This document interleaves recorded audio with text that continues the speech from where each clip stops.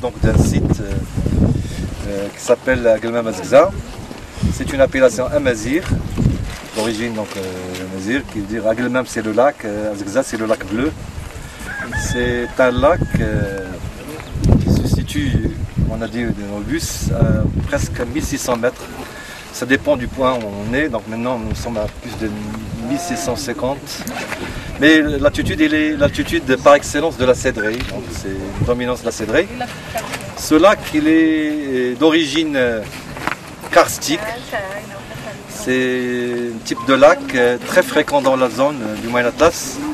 Sur le calcaire, l'eau, lorsqu'il y a une résurgence de l'eau, il commence à creuser, ça donne un lac karstique, ce qu'on appelle dans le jargon des karstologues, donc des cuvettes karstiques, voire même parfois des dolomies. C'est des zones que l'eau creuse au niveau du calcaire et parfois ils peuvent atteindre des profondeurs assez importantes. Le lac Aguelmam Azgza, il a une profondeur maximale maintenant de 27 mètres de profondeur. C'est des profondeurs qui sont très importantes. C'est la profondeur maximale. C'est un lac qui est très important pour le point de vue paysagère. Parce que, comme vous connaissez bien qu'actuellement les écosystèmes naturels au Maroc sont anthroposés et tellement on ne peut pas trouver des zones ou des écosystèmes naturels intacts où l'homme n'a pas laissé sa trace. Et à ce niveau-là, on commence à analyser les choses sur le plan paysage, là où la nature et l'homme interfèrent, et c'est l'action de la nature et de l'homme. Vous êtes en face d'un très beau paysage où la forêt et l'eau donnent des jolis panoramas extraordinaires et rares, je dirais, sur le territoire du Nord-Afrique. C'est un lac, comme je dis, donc un lac d'origine karstique qui remonte à une période géologique un peu lointaine. C'est une période où il y avait une grande humidité. Le Maroc était humide, était le Canada. À l'époque où le Canada était sur la glace. Donc ça, c'est des zones où il y avait donc des grands lacs. Et ce lac-là, il est un relique. C'est un lac fossile qui est témoin d'un type de climat et de paléoclimat qui était très répandu dans la région nord-africaine. Il y avait beaucoup de lacs. Et c'est un lac, je dirais aussi, très important sur le plan écologique dans la zone. C'est un lac qui vit de la forêt et la forêt aussi vit de ce lac. Il y a une relation intime entre la forêt et le lac. Tellement on ne peut pas voir le lac sans la forêt et aussi la forêt sans le lac. Déjà, la cédraie s'alimente de nappes. Et c'est le niveau du lac, maintenant l'eau que vous voyez, c'est le niveau piezométrique, c'est-à-dire là où la nappe apparaît. Ce n'est pas sorti donc d'avoir que le lac, il est l'apparition de ce château d'eau du Maroc, de l'appellation du Maroc. Le Moyen Atlas, c'est la zone de production de l'eau. Ça c'est très important. Et on fait ça, donc normalement lorsqu'on veut étudier une zone humide, on doit lui trouver des valeurs, on doit aussi lui attribuer des fonctions. Cette zone humide, elle a des fonctions écologiques très importantes. C'est une zone de production de l'eau. C'est une zone où l'eau est produite, c'est des usines naturelles qui produisent cette eau et qui apparaît au niveau donc des zones piéments en forme de sources ou de rivières. C'est la zone où il y a la production de l'eau et c'est valeur, c'est une fonction écologique très importante. C'est aussi une zone, une fonction écologique, parce que le lac il est un habitat pour une faune diversifiée, une biodiversité très importante sur tous les plans. Oiseaux, ça devient peu important pour les oiseaux parce que la forme du lac c'est une cuvette et généralement les cuvettes ils ne donnent pas beaucoup de quiétude pour les oiseaux, ils évitent ce genre de gouffre. Mais pour les mammifères, je pense que c'est le seul abreuvoir permanent pour les mammifères de la région. Donc il y a toutes sortes de mammifères. Je ne vais pas énumérer les espèces, il y a une quarantaine d'espèces. Pour les gens qui s'intéressent, vous pouvez trouver ça sur des publications sur internet de la faune de ce lac.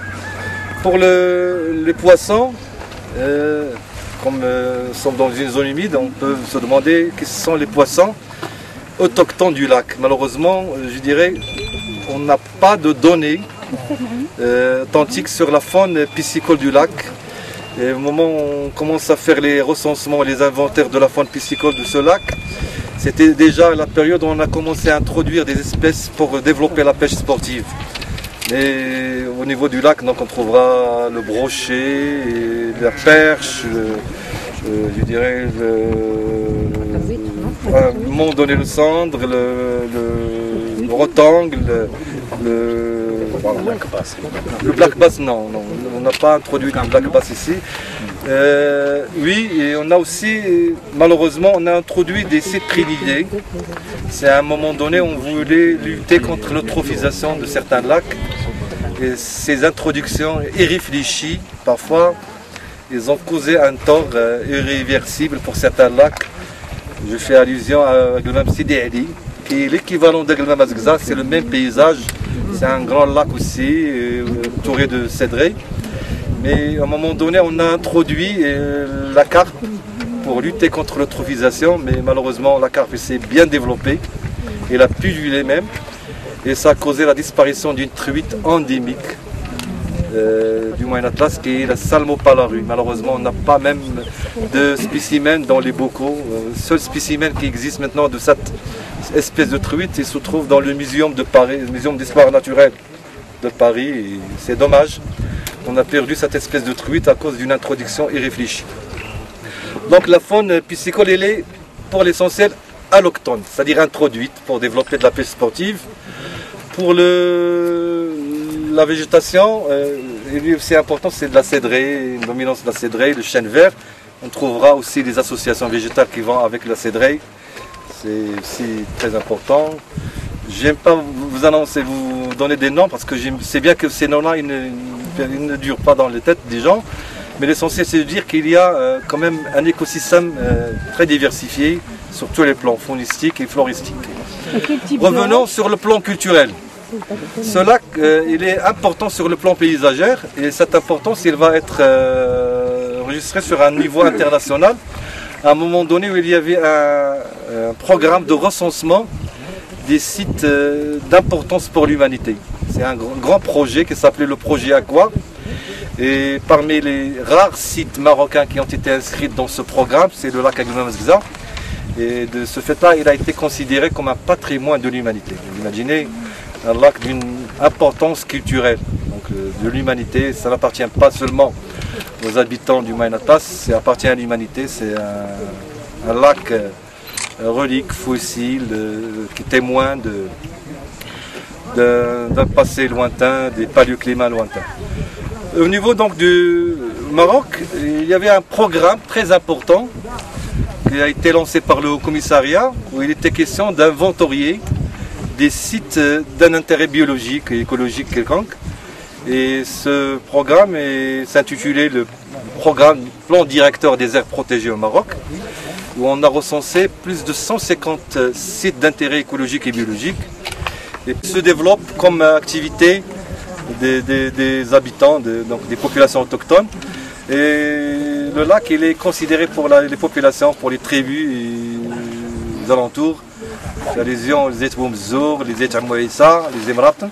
C'est un lac qui est considéré comme source d'eau permanente pour ces populations, pour le cheptel, pour les populations. Et je pense aussi, à côté, il y a une activité qui se développe, qui est ancestrale. C'est le pastoralisme, l'activité pastorale, qui est ancestrale, qui est très ancienne et qui témoigne d'une façon de vivre, donc de gérer les ressources naturelles d'une manière durable. Malheureusement, avec tous les problèmes que connaît ce secteur-là d'élevage, il y a même des gens qui sont de loin, qui viennent de loin de la région, qui exploitent ces ressources fourragères qui sont gratuites malheureusement. Et ça donne une surcharge du cheptel et parfois ça peut nuire à certaines fonctionnalités écologiques de la zone, surtout la régénération de la forêt. La forêt a du problème pour se régénérer à cause de cette surcharge pastorale. Enfin, donc la forêt n'a plus le temps et les moyens pour se régénérer, pour se développer naturellement. Le commissariat est conscient de ça, est conscient de ces valeurs de ce site, de ce cible. Il a doté le site d'un statut de conservation très important en le classant dans le parc national de Khnifra. C'est un parc qui a été créé en 2008 et qui visait la conservation de plusieurs cibles dans la région. C'est une façon de gérer les cibles en réseau et de les doter de ce statut de conservation qui est actuellement géré par la loi. Il y a une loi sur les aires protégées où on peut dire qu'il y a moyen pour contrôler, pour punir toutes les infractions autour donc, du site. La valeur culturelle, je dirais, donc les gens ils considèrent ce site, il est pour eux très important et l'ont géré d'une manière durable. Et c'est du fait que même il vient ici pendant les fêtes de la fin du moisson et pour fêter les mariages, les bonnes récoltes. C'est une zone très, très importante, connue pour ce genre d'activité. Donc les fêtes de la fin de récolte agricole, les gens ils viennent faire les fêtes dans cette zone-là. Et cet endroit, il est une zone très connue où on monte des tentes et on célèbre un peu la fin, les bonnes récoltes de l'année, voire même aussi les fêtes de mariage. Moi c'est Mohamed Togola, je suis de la délégation malienne. Je travaille avec l'ONG Agir pour l'environnement au Mali à Bamako.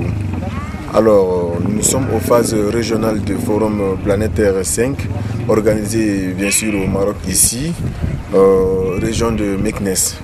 Alors, maintenant, c'est là qui est derrière nous m'a vraiment impressionné.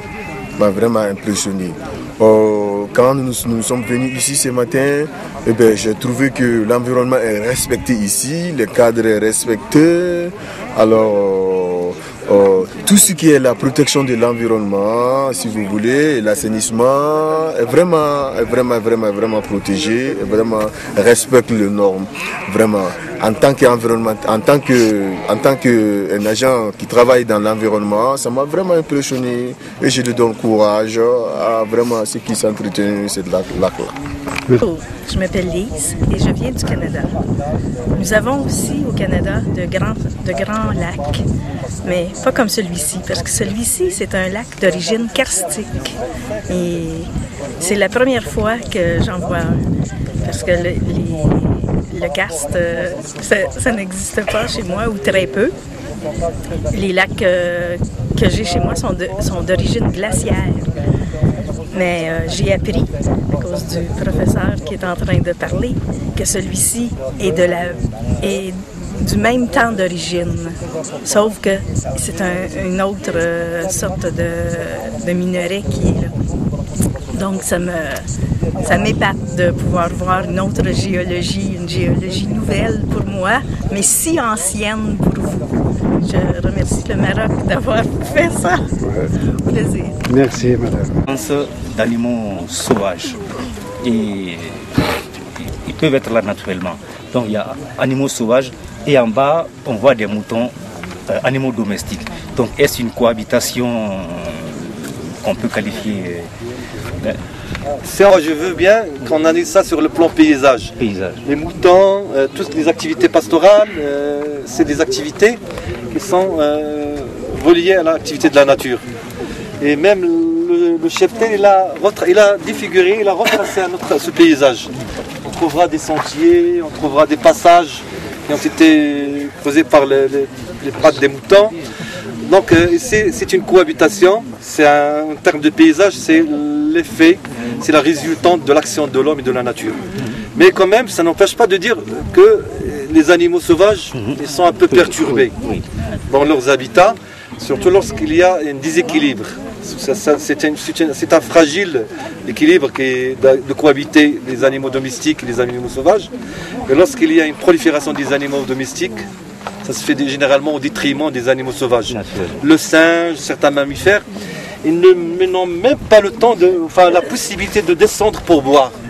Parce qu'ils ont peur de la présence des chiens qui accompagnent le cheptel et aussi la présence humaine. Ça, c'est des menaces qui vont déséquilibrer cet équilibre qui est fragile.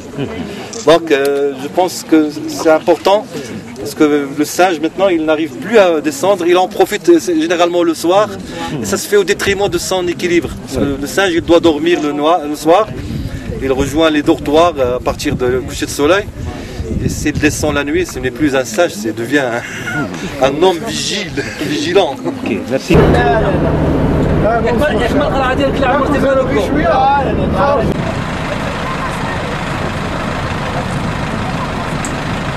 Président de l'association Ushma, je suis fier et j'ai l'honneur de vous inviter et d'être même un partenaire de l'association ASVT.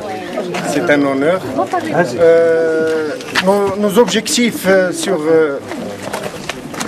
l'environnement se manifestent de la représentation de l'environnement, de la sensibilisation à partir de l'image. Il y en a plusieurs activités parmi la réalisation des arrière-plans de quelques soirées artistiques dans le cadre de l'environnement, organiser des activités au profit des élèves, réalisation des fresques murailles aussi, organiser des expositions à la marge, des activités, surtout les activités qu'organise l'association SVT, organiser des sorties culturelles en faveur des élèves aussi. Les membres de l'association, chacun a son style, vous savez bien, le domaine de l'art plastique, les mouvements artistiques se basent les arts, et on a ceux qui ont des réalistes, et on a d'autres impressionnistes, qui ont un style aussi, d'autres l'abstraction. Donc c'est tout une mosaïque, comme si... Bon, je vous en prie.